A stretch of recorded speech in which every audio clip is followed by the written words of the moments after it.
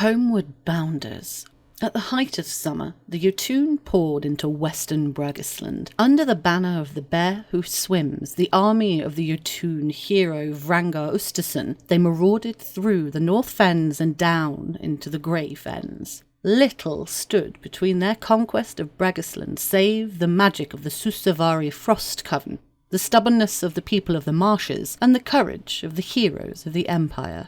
During the autumn equinox, Imperial forces used a conjunction of the Sentinel Gate to reach the vicinity of Bil Sabi, a monastery right in the path of the Orc assault. Unfortunately, while they were able to counter some of the Jotun forces arrayed against them, the expeditionary force was unable to turn the Orcs aside. The abbot and many of his monks fell to the Jotun, and Bil Sabi itself followed swiftly after. Despite the outcome, the Jotun forces at Bil Sabi held their ground and did not try to push forward into Ottomire and the Rushes. Rather, they set about raising a burial mound over the ruins of the dilapidated fort where the abbot and the imperial heroes made their stand, interring all the fallen Imperials and Jotun alongside the body of the defeated ice giant of Cathan Kenay. The work took the better part of a week. The fort represented the only solid ground in the vicinity, and part of the monastery was dismantled to provide stone for the crypt. Scouts from Ottery say that the mound is now crowned by a single standing stone, a peculiarly Marcher touch to a Jotun monument. The delay near Bil Sabi does not stop the rest of the barbarians, however. Nearly 40,000 Jotun consolidate their hold over the western fenland and push east, seeking to claim as much of the Bragisland marsh as they can before the Empire can respond. At first, it looks as if they might continue to be unopposed. While conjured fortresses may slow the Orc conquest, there is no way that magic alone can prevent the Orc assault. The Imperial armies are on the move, however. A fortnight after the autumn equinox, the Drakes crossed the eastern border out of Oddmire, with the Fist of the Mountains, the Bloodcloaks, and the Summer Storm following close behind. The presence of the First Marcher army helps rally the defenders. The Drakes and the Bloodcloaks set up a defensive line, while the Fist of the Mountains and the Summer Storm range across the eastern marshes to test the strength of the Orc warriors.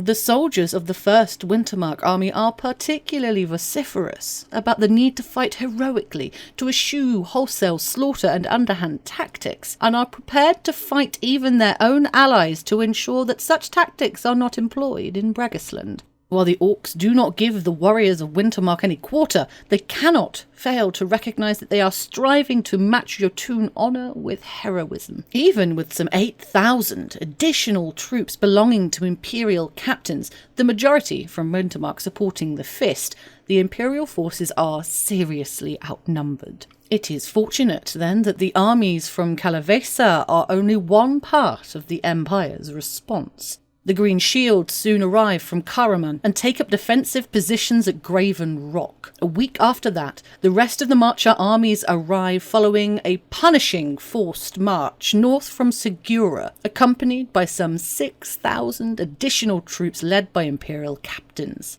The Tusks join the Green Shield on the defensive, while the strong Reids and the Bounders move quickly into the Rushes to intercept the Jotun incursions there. As has been customary for several years now, powerful night magic is brought to bear in Bragisland, weaving defensive glamours and infusing the marsh itself with a hatred for the invaders and an urge to protect the defenders. In the eastern marshes, in Ottomire and the Rushes, the Susavari have raised intangible fortifications of mist and twisted reeds that provide succour to both imperial soldiers and the insular people of the Fens. These enchantments are not the only magics brought to bear in Bragisland. The enchantments woven by the magicians of the Empire in support of the defenders of Bragisland are less flashy than those laid on the marshes themselves, but no less potent in their effects. Each of the Summer Storm, the Drakes and the Tusks are supported by day magic that helps them at both the strategic and tactical levels, letting them coordinate their movement, quickly recognise opportunities and find creative ways around some of the difficulties presented by the marshy terrain. At the same time, a working of autumn magic suffuses the fists of the mountain, binding together the heroic captains fighting alongside them and greatly enhancing their ability to work together towards a common goal.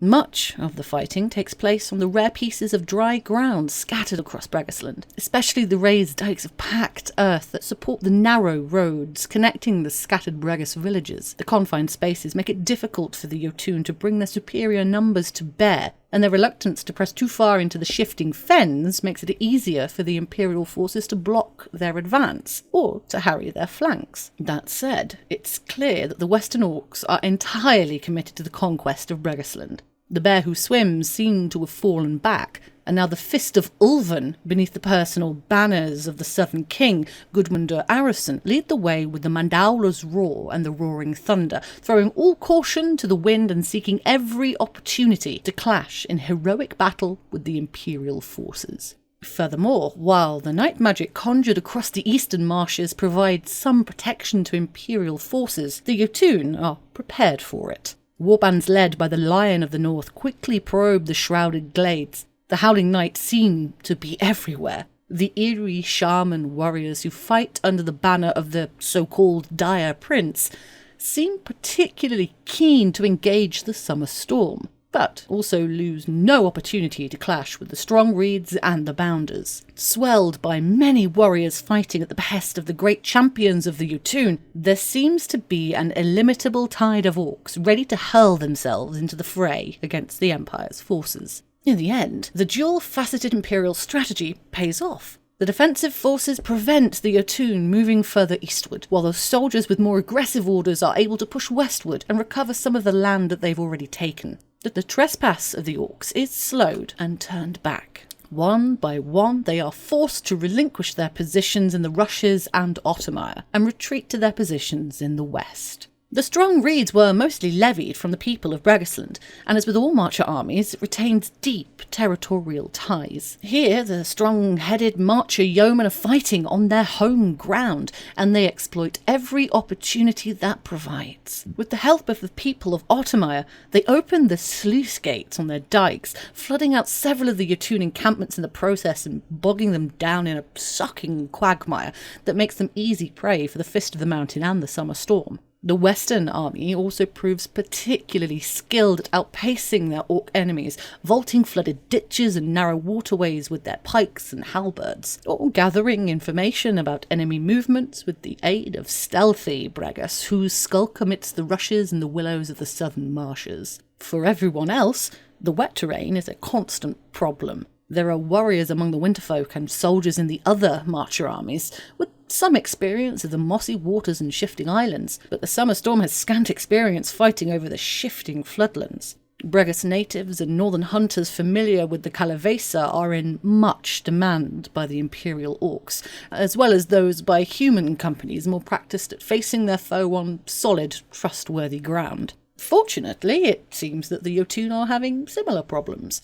It is a commonly known fact that the Jotun hate fighting in marshes. Their last expedition into the Imperial Fens, when they attempted to invade the sacred swamps of Wintermark, met with complete defeat, and they retreated back across the border with their tails between their legs. This time, however, it seems that they've brought scouts and guides of their own, and that those ancillary troops come from an unexpected source.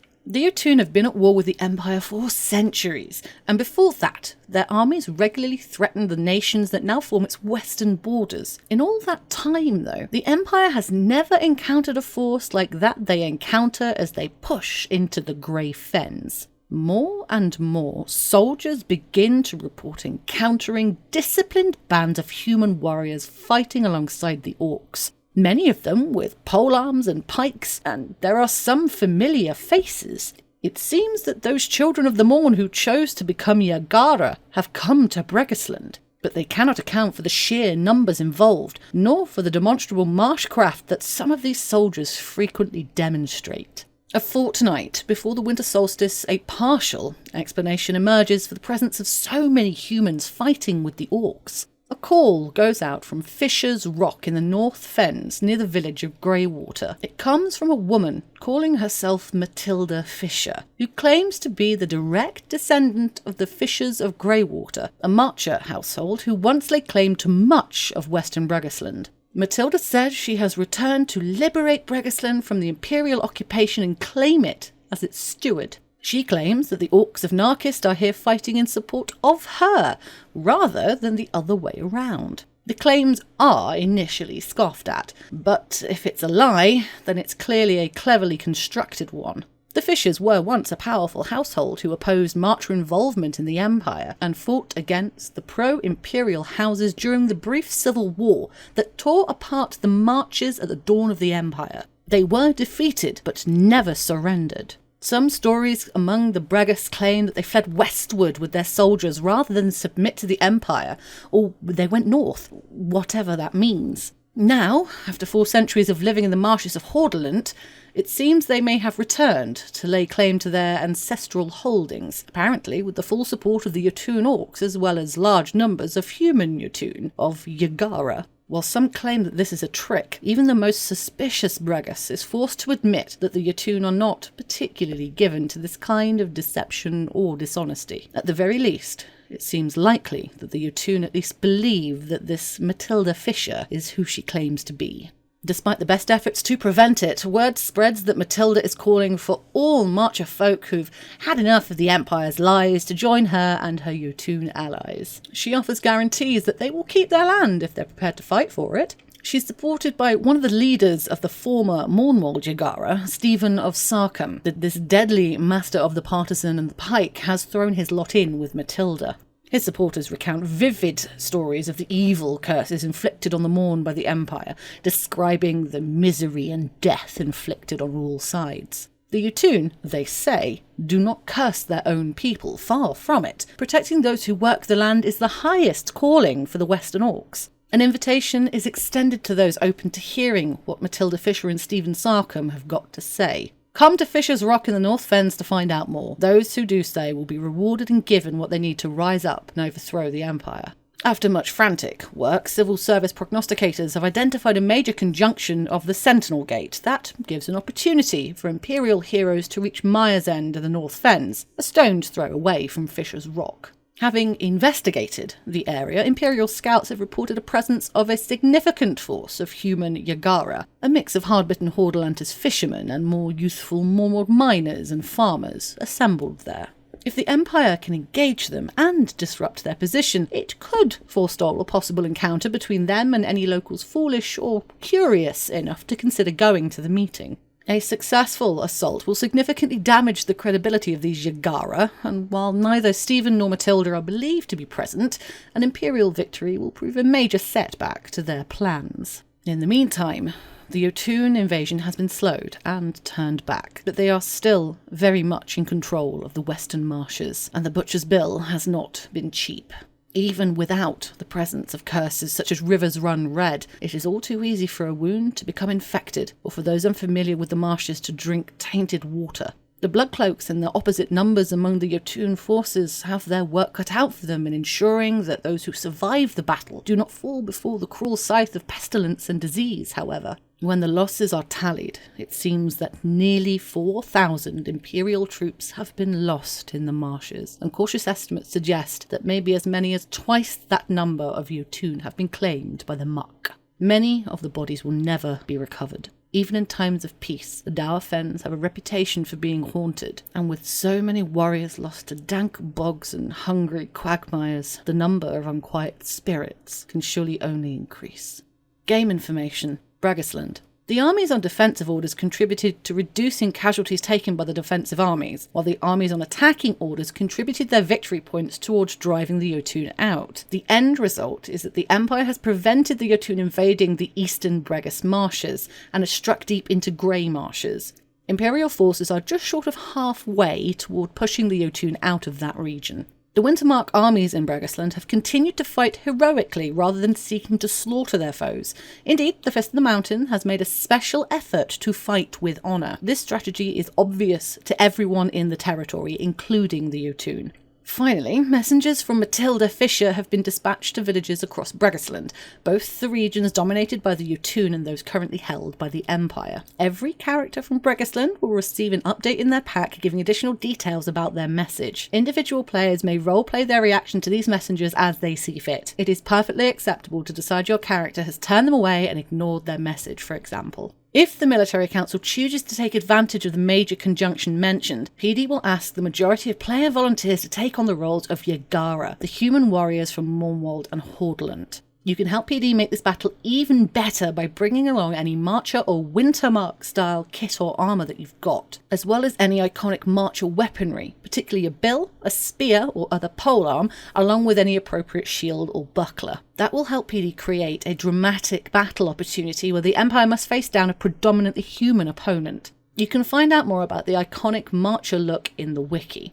PD understands the difficulty of getting to an event with additional kit at the best of times, especially as it won't be possible to tell before Friday whether the military council will elect to take that battle. But if you're able to bring such kit along, it'll improve the experience as well as that of the players that you're fighting against. If you're already part of an elite monster unit that can outfit for your Jotun warband and you have your own personal orc mask, then please come to battle prep as you normally would.